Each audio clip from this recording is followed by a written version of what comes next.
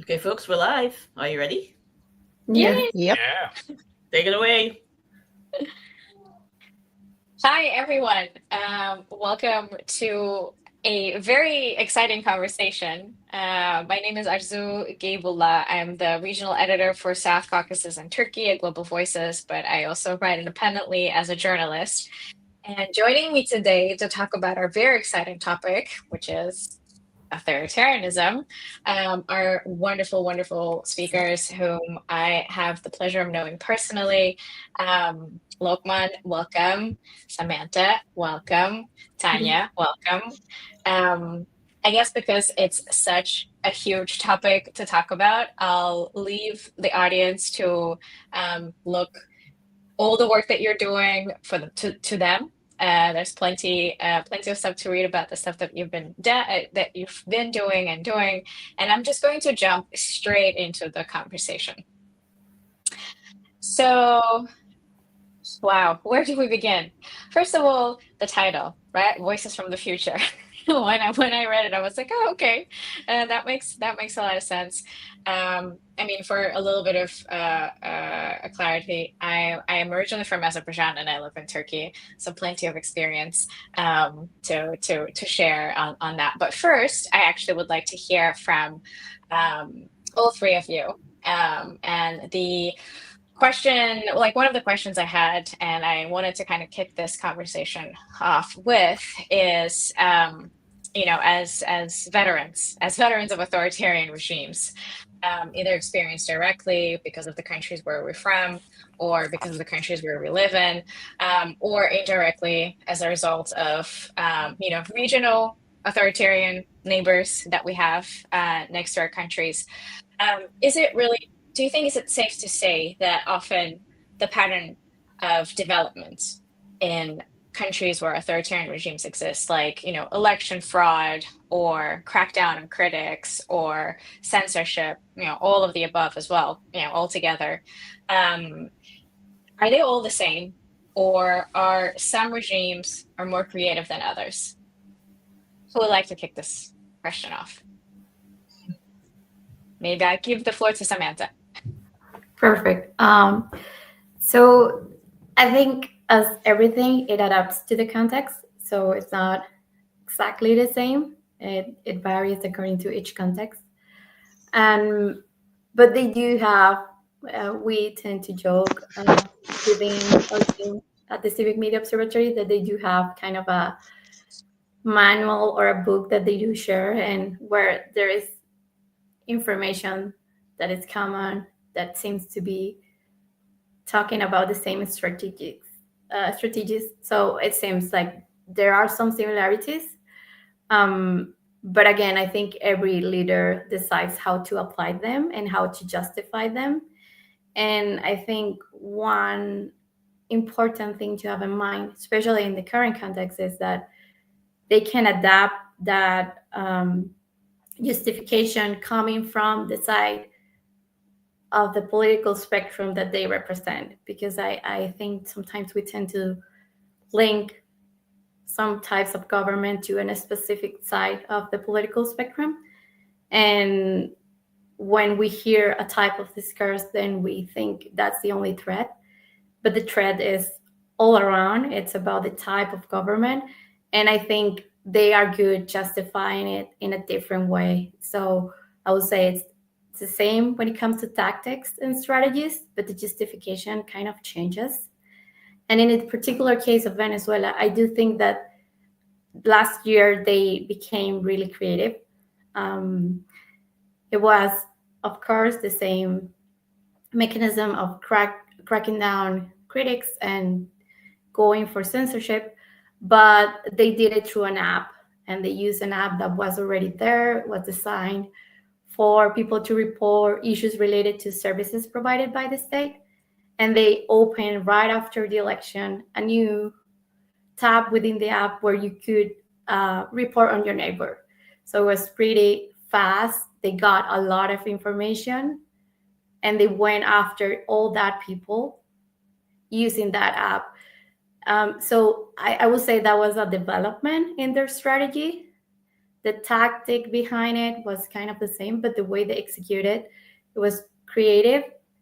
We as Venezuelans were able to respond to it fairly quickly because we were able to, as a community, reach out to Google and to Apple to try to prevent people from downloading the app and even remove the app from the phones. But they were able to use it more like I think it was more than 48 hours, and it was a lot of information coming from people, and it was just using the Venezuelan flag a reason for your neighbor to denounce on you. So it was an inventive way to approach to the issue of getting information from people and going after people. This is fascinating. I just have one follow-up question, Samantha. How did they convince people to download the app in the first place? What was the... So the app was already there because it was an app designed for people that were reporting on issues related with public services. Or so if you had an electricity related issue or water supply issue, you will use that app. What they did was to add an additional tab to the app where you could then report on your neighbor. So it was something that most of the people already had on their phones, and that was why it was tricky to make the case to Google and to Apple and Android and everyone. That is not, it wasn't only about not allowing people to download it, but make it so it doesn't work in any phone, because they were already in many phones in Venezuela. And because of the current situation of the economic crisis, many people do need to report on issues related to electricity, water, and everything. So that's why many people had the app already on their phones. Wow, fascinating.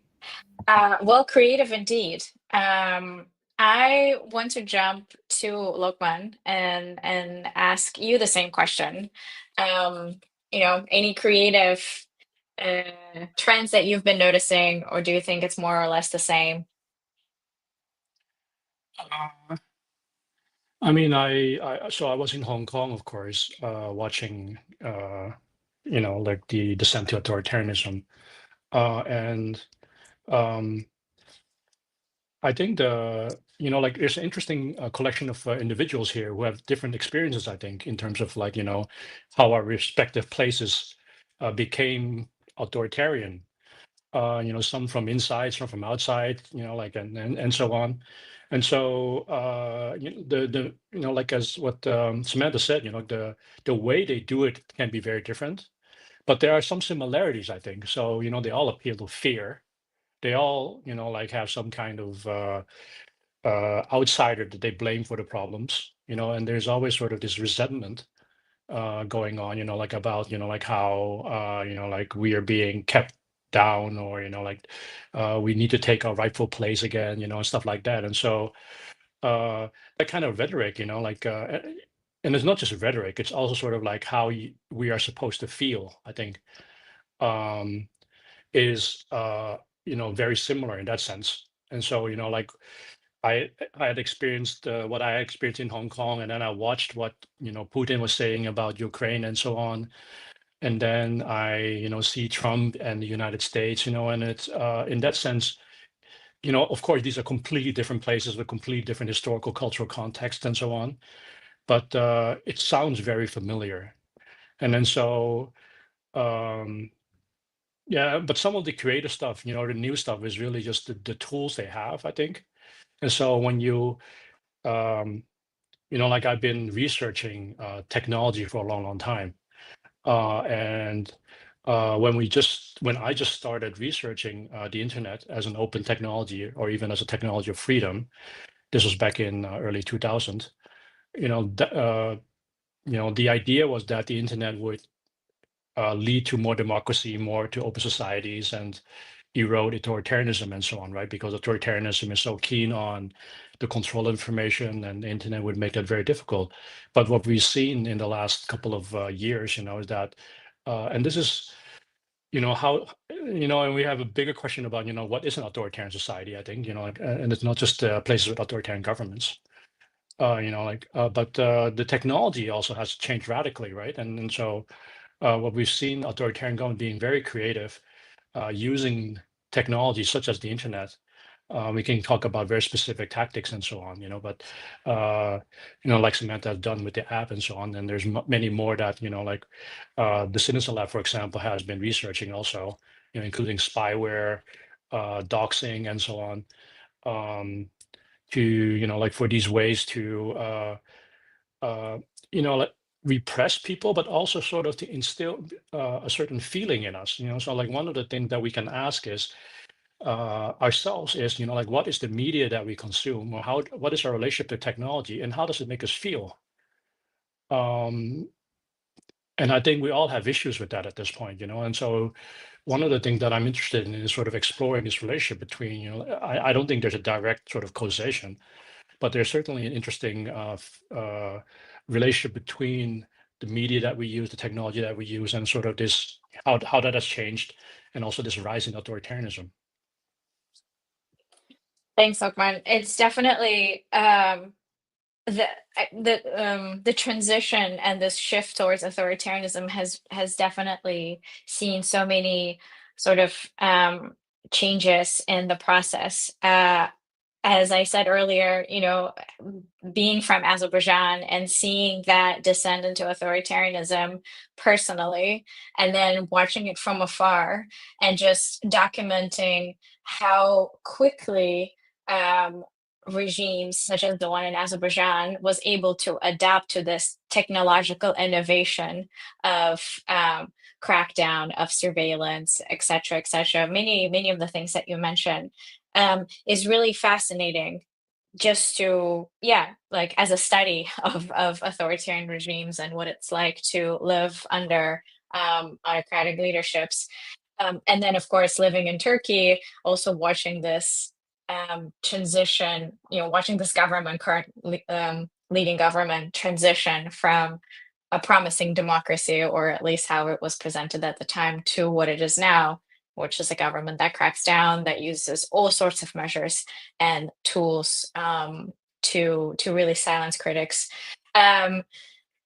Tanya, I also wanted to give you an opportunity to speak. Lokman already mentioned Ukraine as an example. Ukraine has a very interesting history with its own protest movements and sort of, revolutions that brought change to the government. Maybe you can also speak to that and share with our audience your experience and your story. Thanks, Arzu. Yeah, I was really interested to hear what both Sam and Lokman would say, and I think I'm just going to pick up on some of the points they've made. I think to me the interesting part of watching, how authoritarianism sort of arrives in a particular society or in a particular country is that it's true, like it can kind of be entrenched and be there for a long time, or it can happen, well, maybe not overnight, but certainly kind of be a quite a swift turn. And I think this is really what happened in Ukraine all the way back in 2013, when we had obviously some faltering democracy, but we did have functioning elections, we did have political parties, and then almost overnight you saw this shift from a more or less functioning democracy to a regime that just really decided that it was going to seize power and it would crack down on any expressions of citizen resistance or protest. And I think a lot of Ukrainians were really kind of taken by surprise, because up to then it was difficult. There were issues with media freedom, but I don't think anybody expected that overnight you would have police, like mass police brutality, people being beaten up, bloodied, taken to jail, people activists taken off the street. And I think for a lot of people that was, it kind of caught them by surprise. But I also think the good part is that in that case, at least, despite being taken by surprise, citizens weren't necessarily cowed, or there wasn't this kind of like mass fear or mass acceptance of, okay, this is the reality we live in now. And instead, people just got very angry. And I think in a way that's also some of the more recent situations we've seen around the world, where instead of cowering in fear from an autocratic regime across the world, we are seeing a lot of examples of people persistently trying to fight back, despite however hopeless their situation may be. But I think one of the things that I've noticed, and obviously in Ukraine, we were because we have a strong civil society and people who really are passionate about this idea of individual freedom and civil agency. People did manage to overturn that particular government. But I think what's interesting is that some of the patterns that we noticed, we like to talk about how people protest in similar ways against authoritarian regimes, but it's true that authoritarian regimes are also learning from each other.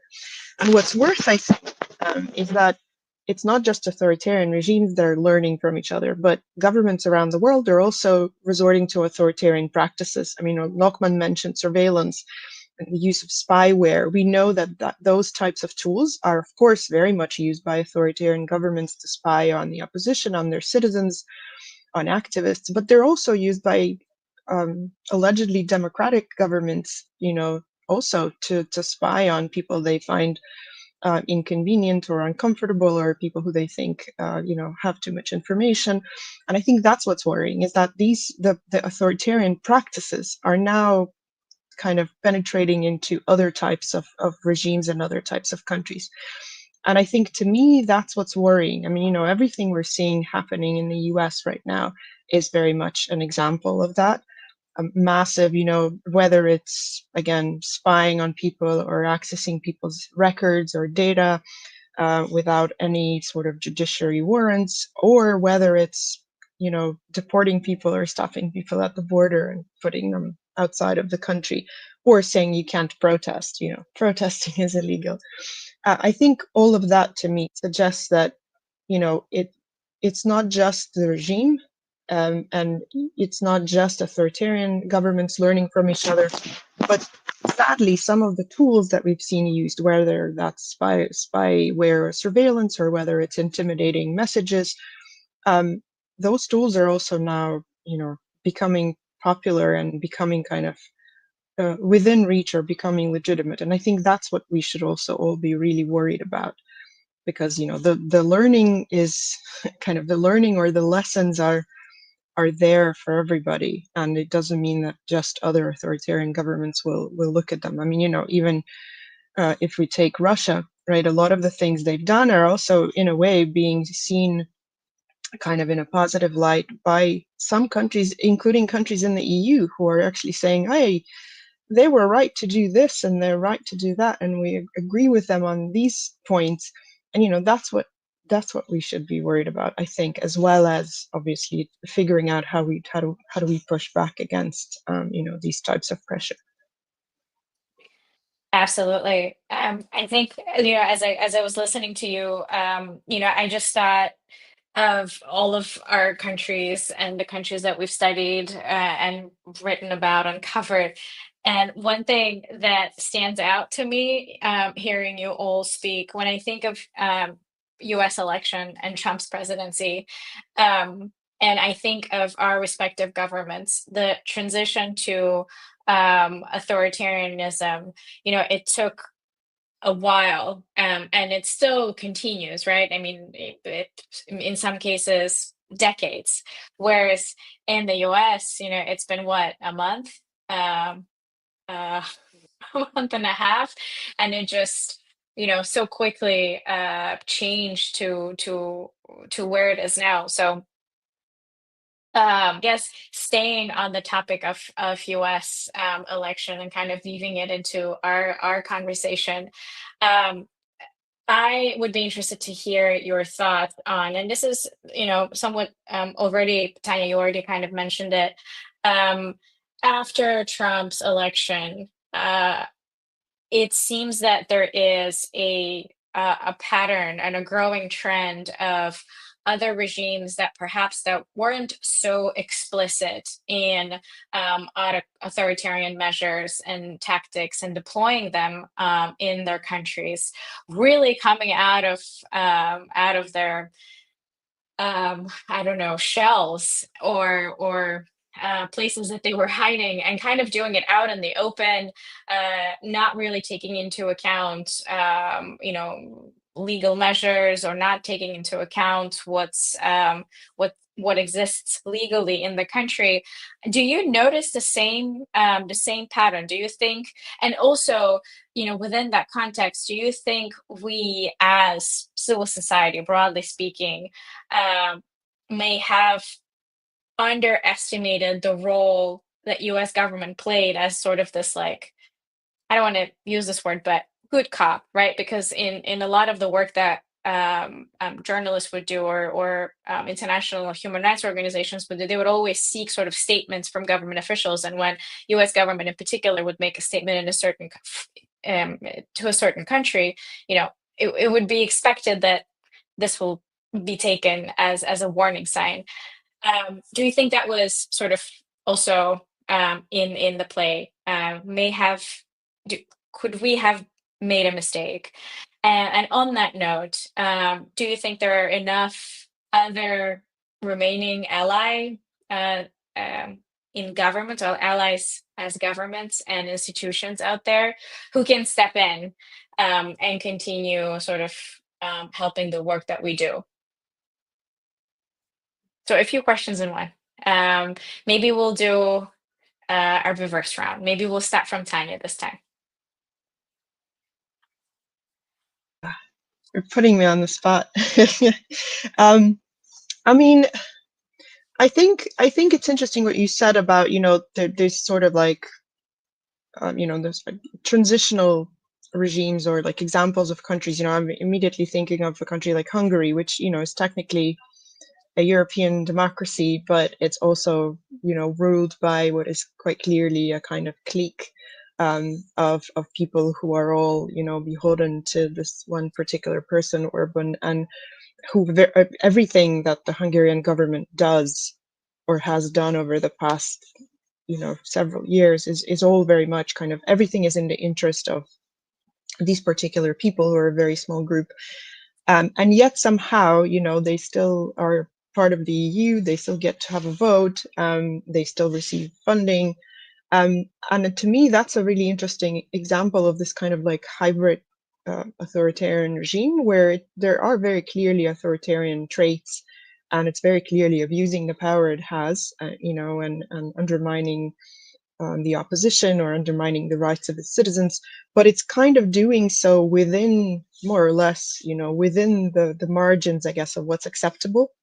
And I think it's those kinds of practices, when, yes, well, clearly the intent is, to usurp power and to retain as much power as possible for as long as possible, but they haven't necessarily violated outright any particular laws. Maybe they violated some human rights standards, and they've certainly cracked down on the media, and also taken over governance of key universities and other, so if you start listing those things all in one list, it's like, wow, they really have a problem, right? But for some, and I think it's taken a very long time for other EU states, for instance, to actually start to notice this, and then to start to actually say, hey, maybe we should actually introduce some sort of disciplinary measures, because this is not the values that our union is based on. But it's taken them a very long time, as you say.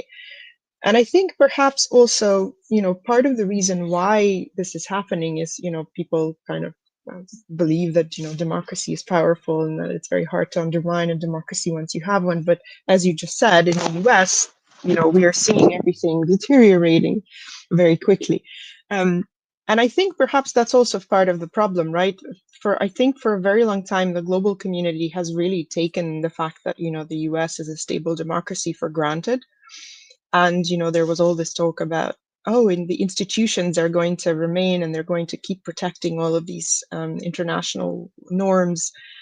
But we see that breaking down in real time, right? And I think that, I think perhaps it became so quickly visible because there was this massive like pullback of funding and all of that, which I think also revealed the naivete of the global civil society and the institutions that, kind of really were almost fully dependent on funding from the U.S. government.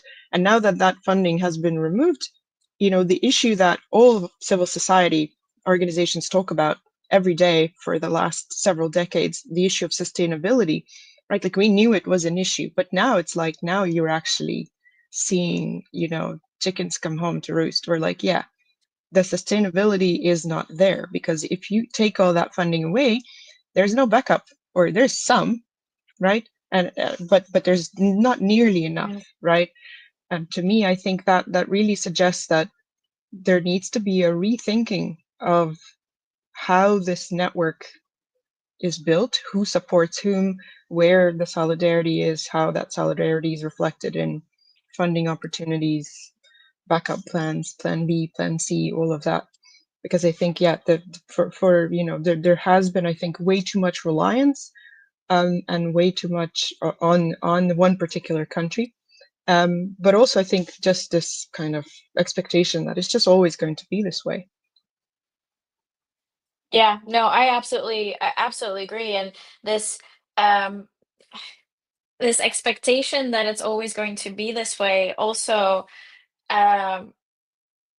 doesn't really fit into the pattern of authoritarian states or institutions and organizations and local partners that have been operating in these authoritarian states, because they know that it will get worse and there needs to be an action plan. There needs to be a plan B and C and whatnot.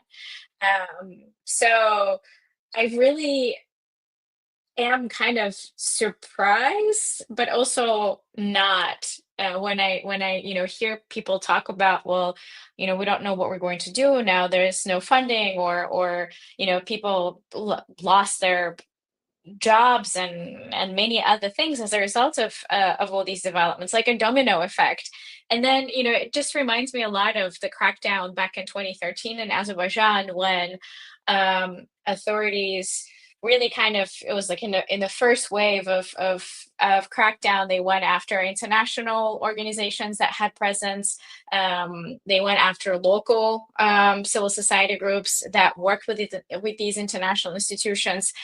And what happened then, international organizations and partners left, and then the local ones stayed behind, facing sort of this wrath firsthand in the hands of the government. And a couple of years later, when I was doing some research on this, in many of the interviews I had with those international partners that left, I asked them, did you have a plan B? And they said no. And this is, we're talking about 10 years ago. And so, it still, surprises me that, we kind of never really learned the lesson, either as international institutions or as international organizations that work with local groups and communities. So yeah, very much agree. Lokman, any thoughts? A lot, but let me keep it brief. To unpack your question, I think there are at least two layers to it, about, like whether we underestimated what's happening in the United States. One part of the question was about them being a good cop, and whether we underestimated that role. And I've been critical of them in the past, but I think it's pretty clear that we all underestimated, like how important they were in sort of, that the bottom has fallen out in a way. I feel like, whether it's funding or whether it's sort of the moral position that they have been taking and so on. And so that's been, I think, eye-opening in that sense. I'm not surprised it's been going that fast, because when I was in Hong Kong, we saw the institutions falling really fast too, people leaving and so on. And so this whole sociological theory about how institutions are supposed to be enduring and persistent and so on, I think we need to rewrite the entire sociological theory on institutions, basically. It can change really, really fast, clearly. And so a lot of people would say, the United States government was always sort of like, there was a lot of hypocrisy, and so on.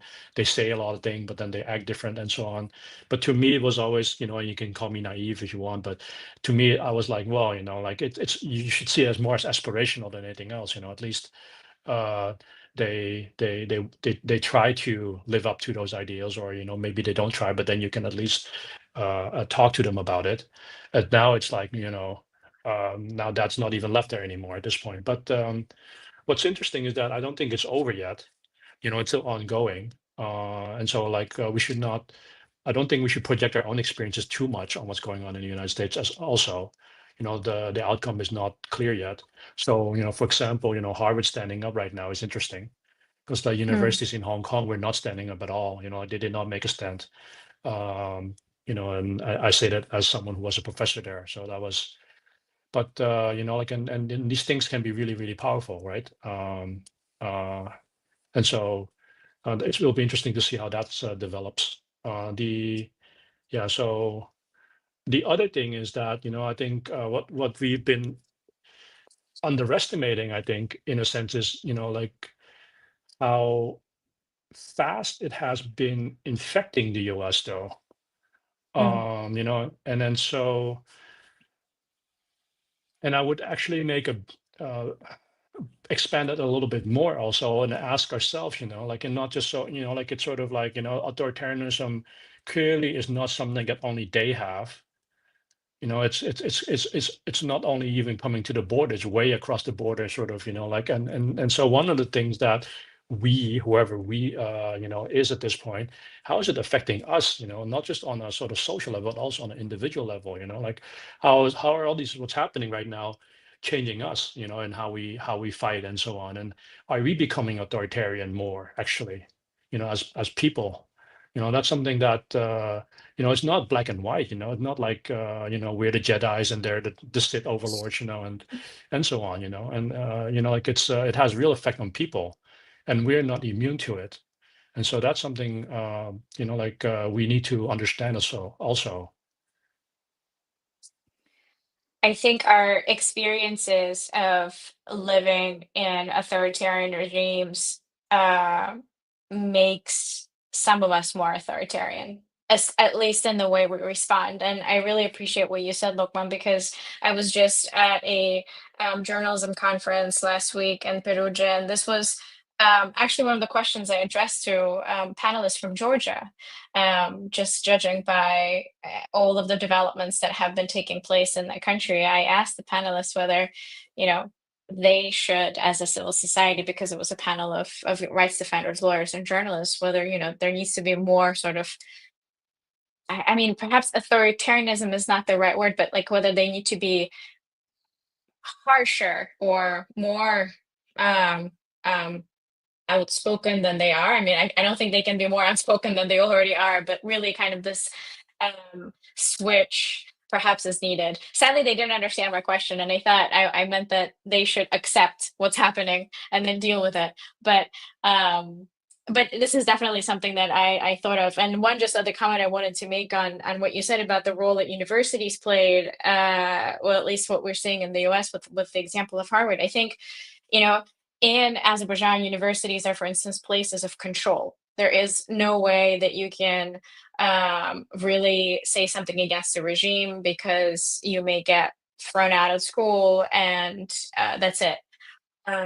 And for a long time here in Turkey, some universities are notorious for being outspoken. Their students are notorious for kind of taking over campus and protesting, whether it's a government policy or a university decision.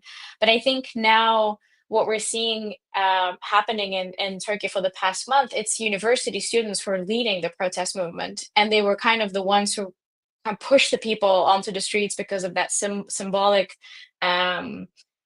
barricade, breaking the police barricade at the university that actually canceled Istanbul mayor's diploma the day before.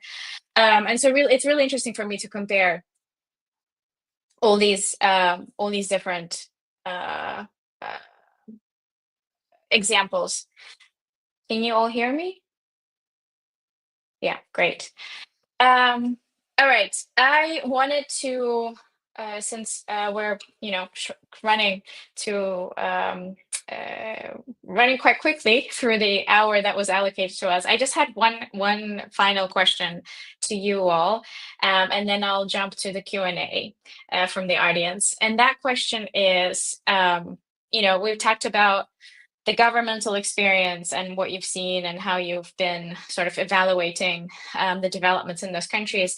I kind of wanted to also ask from a personal, like a very personal, on a personal level, this work that we do can be exhausting. It can really put you in a place where you think that whatever you do isn't really enough.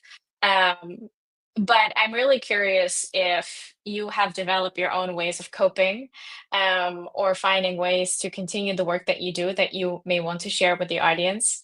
I'm especially interested because recently I've heard of a very interesting coping mechanism from a Mexican journalist who said her coping mechanism is a little bit of dancing and some tequila, and then she keeps investigating. And this is someone who's been through a lot. She's been tortured and kidnapped and whatnot. So any piece of advice you can offer to people experiencing descent into authoritarianism or authoritarianism, or full authoritarianism what do you do for coping?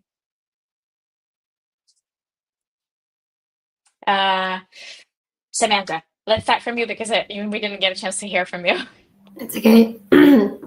So, obviously, culturally, Venezuelans are pretty festive. So we do that, like drinking and going out and spending time with friends is definitely a mechanism, to the point that sometimes I'm not currently living in Venezuela, but when I was living there, I would question myself, like, because I was out with friends and everything, like the city was chaos, fire and everything, and we were trying to have fun. But it was necessary, and I think it worked a lot for us.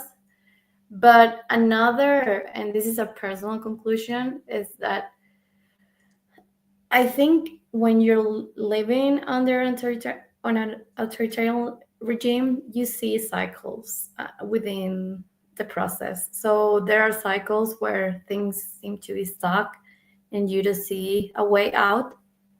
But there are other cycles where you have an opportunity and the door is open. So you try your best to do things with that opening.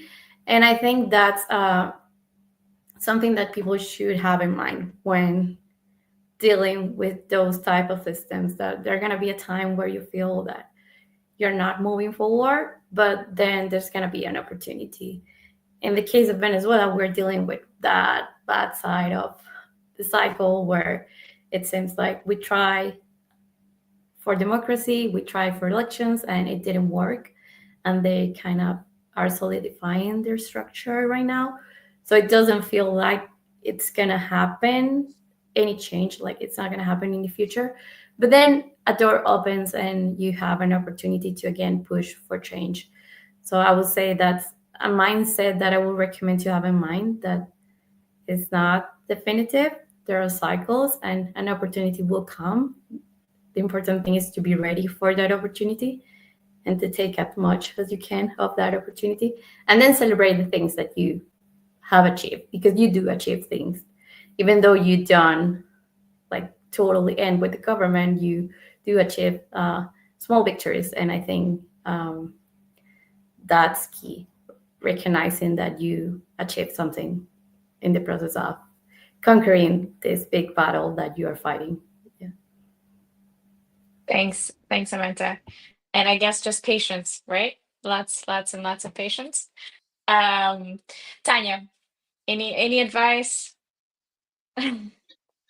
Yeah, it was always with the caveat that, as somebody who doesn't actually live in their home country, which is currently experiencing full onslaught of an authoritarian neighbor, but also, not necessarily even being in the direct line of fire.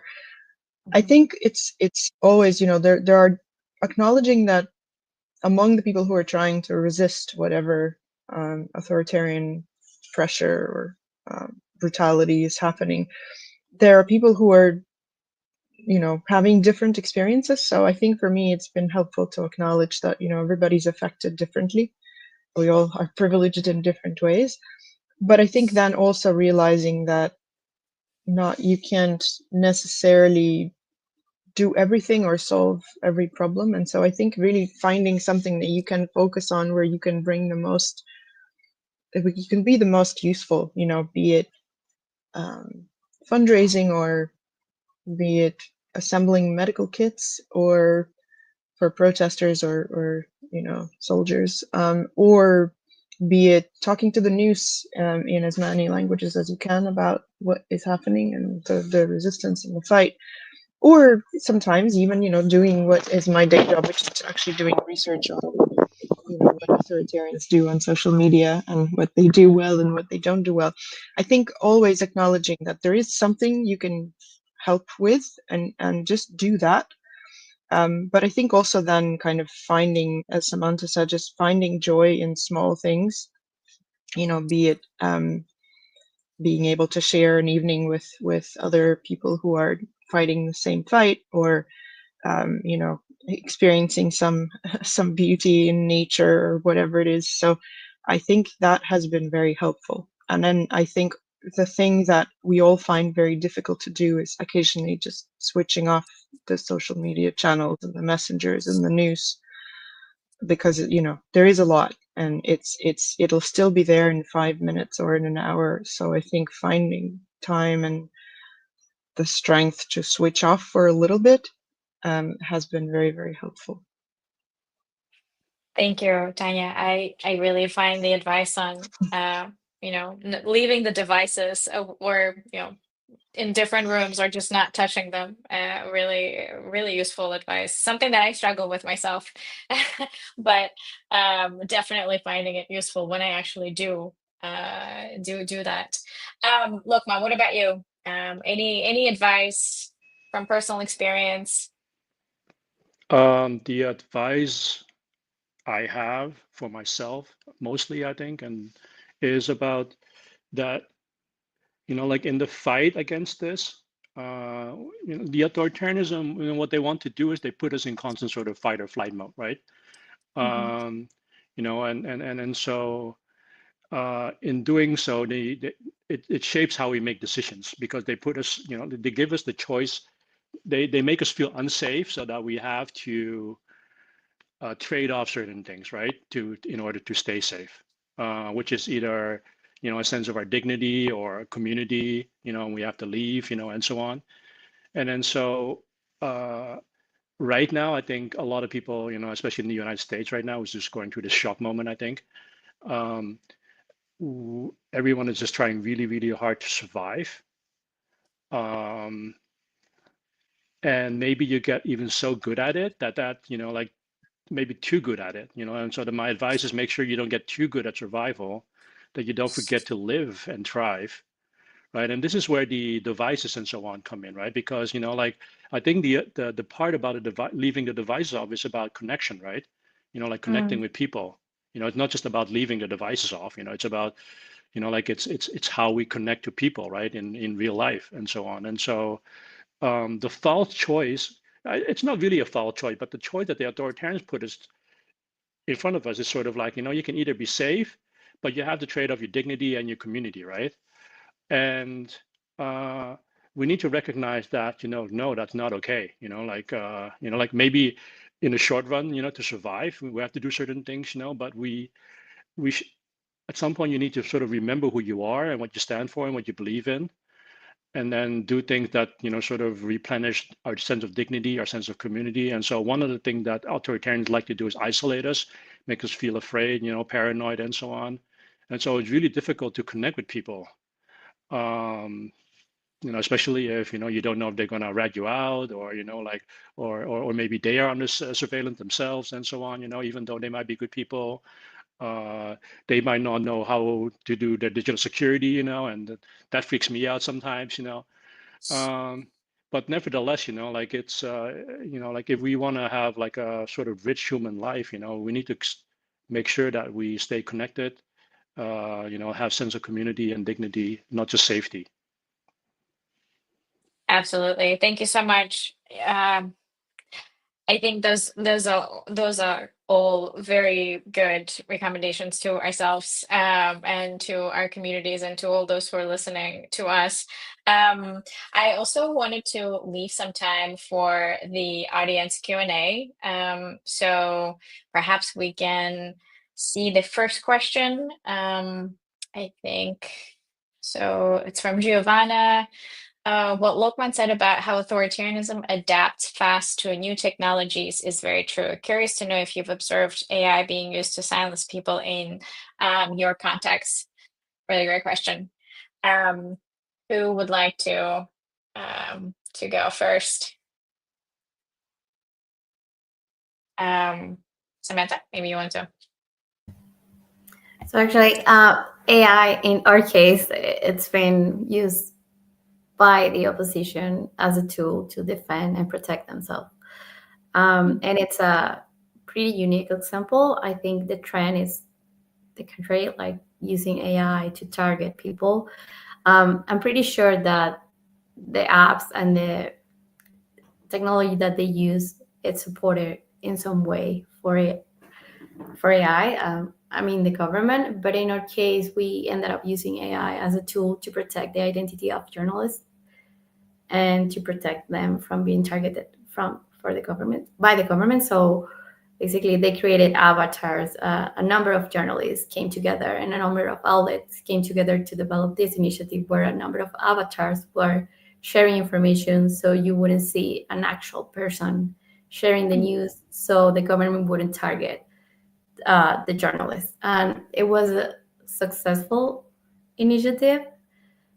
But it's, again, I think a unique example. I would say that the trend is using that information to target people, to even classify people, like automate the part of deciding who should be who and who should target or not. And I think there is a trend of using that in mechanism. We talk about this within the observatory, how when it comes to migrants or migration, it was a way to kind of do a first screen and separate people using the tool, considering it unbiased when it is not, obviously, because there are people behind it. But I would say in the Venezuelan case, it's not something that I have like a clear example of them using it to target people. I'm pretty sure it's behind the technology that they use. But we do have a good example that I think it's also fair to use out there and mention that it's not all bad. The technology can also be helpful for, and I think it's key to say it, because when we think about regulation around these technologies, we usually think about those regulations coming from a specific perspective and not thinking how those technologies are being used by different communities and how they help or not different communities. So it's a broad spectrum of opinions and perspectives around the technology. Yeah. Thanks, Samantha. Tanya, Lokman, any of you would like to add? I mean, just briefly, I think that by far the most popular way that AI has been used, for instance, by like Russian state officials and media is to create and spread disinformation, and in particular, obviously, videos. We know we've talked a lot and reported a lot about deepfakes, which, you know, some of them are crude, others are not so crude. But I think basically, I think the biggest issue is that it really makes the work of creating and spreading dis or misinformation much faster. You can basically do it in an industrial scale. I mean, you know, we've seen reporting about the Russian international state disinformation network, it's called the Pravda network, but basically just creating a bunch of these websites that pretend to be legitimate news websites and just writing like AI generated copy, you know, using AI generated imagery, creating social media accounts with AI generated avatars, basically, you know, so I think like it's not necessarily like something super high tech. It just makes doing what they were already doing easier to do at scale. And I think that's, you know, that's obviously quite frustrating. So even if it's not particularly high quality and it's not particularly convincing, just the fact that there's so much of it and that it actually interferes with, you know, the kind of real news that people might be seeing on social media or in their news feeds, I think that makes it a little more difficult to fight. And, you know, given that social media platforms are now all giving up on their fact-checking initiatives en masse, it's, you know, it's only making it a bit more difficult. So, you know, potentially it's more about creating noise rather than silencing people. But we do know that one of the tactics of information suppression is also just polluting the space with too much unverified and fake information. So I suppose you could also say that that is a silencing tactic as well. Thanks, Tanya. Lokman, any examples you would like to No, share? yeah, just to add to Tanya, and basically, you know, like it enables and accelerates and amplifies whatever they've been doing, you know, like on this sort of industrial scale. So it's not just fake information, but also harassment and so on. You know, like you are critical, you say something critical, and then suddenly, you know, like there are like, you know, like dozens of people below you commenting on it, having discussion, you know, critiquing you and so on.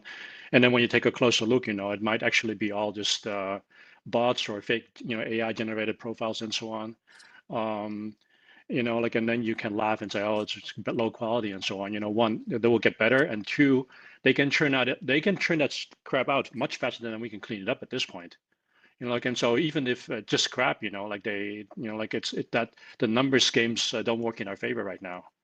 Then the other part of it is just AI in many ways is just a different kind of surveillance also. You know, in the sense that you don't know what they know about it, you don't know what they vacuum, you know, you don't know what they're indexing and so on. And so it adds to the sort of climate of like, I don't know if I can trust this, you know, and if you start to have that kind of feeling, that is also benefiting authoritarianism. Absolutely. Samantha, you wanted to add? Yes, it's just a quick thing.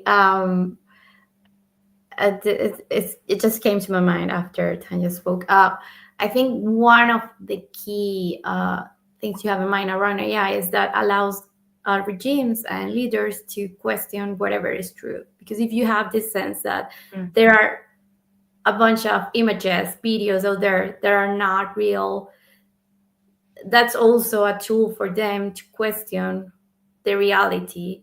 And when you are trying to advance a new regime, you tend to destroy every knowledge related with the historic background of the country, and you want to build a new idea. And that sense of always having, it's not the image, it's the tool, the discourse of, and the opportunity to say, it's not true, that's AI. Even if it's not AI, having that tool is also key for them in advancing that new version of the country or whatever they want to establish. So I think that's a reflection to have around AI. Great point, Samantha. Thanks for sharing that. We have another question. If we can have it on screen. Asterius, from Asterius, following up on Gio's question, activists have been resisting authoritarianism for decades, but what are some practical ways to fight the international escalation involving AI and social media platforms? Ooh, all right. How about we start from Samantha? Or anyone else who wants to take on this question? So I don't think there is a magic solution to the issue because it's pretty complex.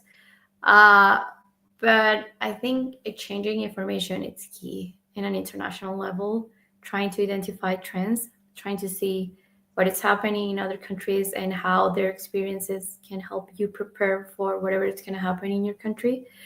I think there are many groups out there doing pretty good job resisting to authoritarian initiatives being executed through technology or through social media platforms, but we're not exchanging that information as a community.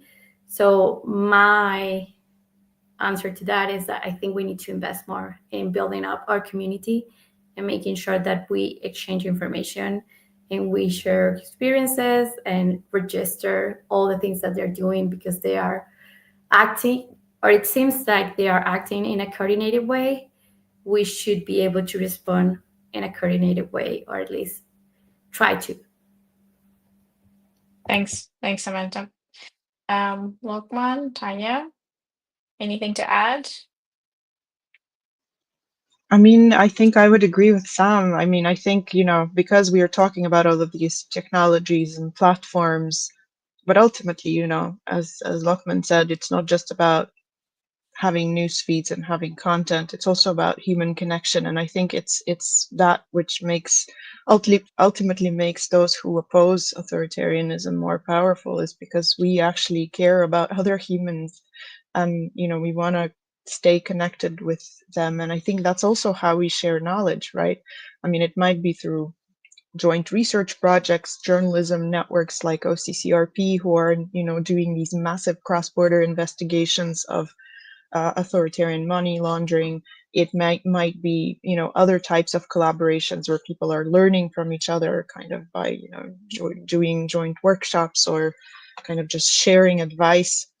I will never forget how, I think in the early days, of the protests in Ukraine, when people were encountering things like, fire, tear gas, and other things, like you could almost see tons on Facebook. You could see tons of activists from other countries where those protests had already happened, come in and say, okay, this is some advice on how you deal with tear gas, and then obviously when, for instance, the more recent protests in Georgia started, you had all of those activists, including people from Ukraine, coming into the Georgians' comments and saying, okay, this is how you deal with this and this. This is what you need to take with you when you go to protest.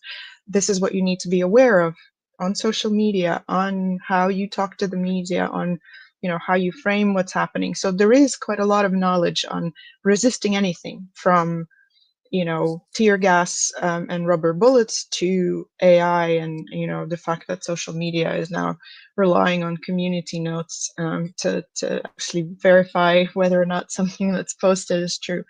But I do think that power of human connection is really the key thing that makes us different from those who we are trying to resist. Thank you, Tanya. I am going to jump to the last question that we have. Any comments about the role, opportunities that the diaspora of your countries can partake in, from Stefania? Lokman, maybe we start from you. I mean, there's lots, of course. I mean, I think we should be careful in sort of being overly optimistic, and recognize the limitations, first of all, because, like we're too quick to say, oh, those in the diaspora are free to do what we cannot do here, and so on. And like there's some serious limitations, right? For those of us in exile and diaspora and so on. But at the same time, it's very important to maintain the connections from both sides, for those in the diaspora, to stay connected to the place they care about, but also the other way around, right? To make sure that they have a connection outside. I think and this is sort of also, I think what's important is to make sure, and technology becomes really, really important then, because traveling, sometimes it's impossible, right? For various reasons, right? And then so the technology then that we use have to be safe, right? And then so how, and then so I just want to make, and there are actually lots that we can do there. So like one thing that you don't want to do is, like you're not sure how to use technology in a way that doesn't protect yourself. And so you want to connect with people, but you want to do it in a way that is responsible, and sort of calculated risk, right? It's never going to be without risk. There's always going to be a risk, but you want it to be calculated, you want it to be responsible, and you want to don't make any unforced errors, right? And so there's lots of digital security things that you can learn, and so on, and this is also, like we can write a handbook on how to deal with tear gas and so on, but we can also write a handbook on here's how we should faithfully communicate with each other. We want to work together if we care about connection, if we care about solidarity, and so on. And so in that sense, security really is the bedrock of being free to connect, especially in this sort of environment right now where, like we're not sure who to trust, like We're not sure even we can trust the technology that we use to connect, and so on. But there's lots that we can do. And there's definitely a role with the platforms and governments, but at this point, like let's start with ourselves first, like in terms of learning how to protect ourselves. So that's really, really important. Thanks, Lokman. I do realize that we're fast approaching our hour, but I also still wanted to hear from Tanya and Samanta. So maybe we can quickly also share your insights into on this question that was asked earlier. Sure, I can be super brief. I think Lokman has put it all very well. And I think would also add just, from my own research, I think the role of diaspora as translators in more sense than one of what is happening in their home countries is really important, because, they are people who sort of sit between different contexts, and they are embedded in more than one cultural space and more than one linguistic space and more than one political space. So I think having those bridges between, what is actually happening on the ground, what is happening on social media, what is happening on the internet, and then having people who are able to safely and securely, but also in an informed way, translate all of that and explain why it's important to support those who resist authoritarian regimes to their audience, be it local or global, is particularly key. And I think, to me, that is also one of the key things that I see the diaspora as playing a huge role in. Thank you, Tanya. Samanta? Yeah, I couldn't agree more. I think it's trying to become the voice of people that are still inside the country. It's key. If you have the space and you can do it safely, I think that's key. And it, at least in the Venezuelan case, it has proved to have success, because many actors outside the country decided to voice and represent the stories of people being imprisoned or being chased by the government. And I think it really helped people from outside the country to understand what was happening inside the country. So if you can become a voice because it's safe for you, I think it's a great thing to do as a diaspora member.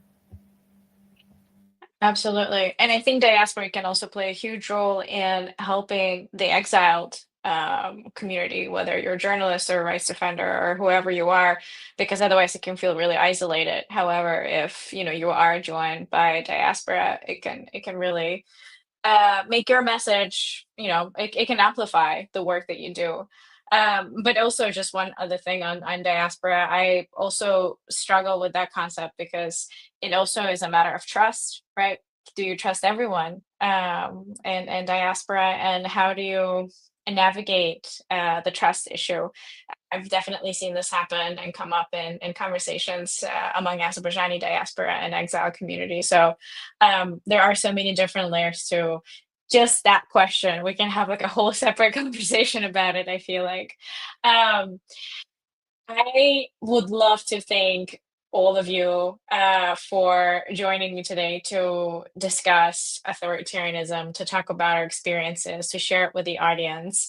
I would like to thank the audience for listening in. I hope you are leaving with some takeaways. I'm also thinking we should be having more conversations on this.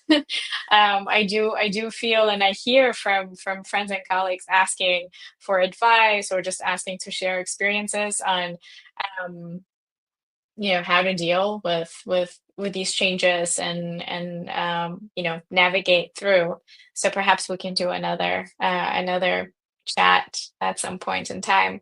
I also wanted to make one last request from the audience, and that is to support the work that we do at Global Voices. You can donate. The link is right there. Yeah, we are a small community, but we have a lot of friends and family, and we're very proud of the work that we do. And your support, of course, is very important and matters a lot. So many thanks ahead of time for that. And yeah, thank you once again for joining. Thank you, Lokman, Samanta, Tanya. It was great having this conversation with you. it just felt like we were all together in one room. But I do hope, we continue these conversations. Thank you. Thanks.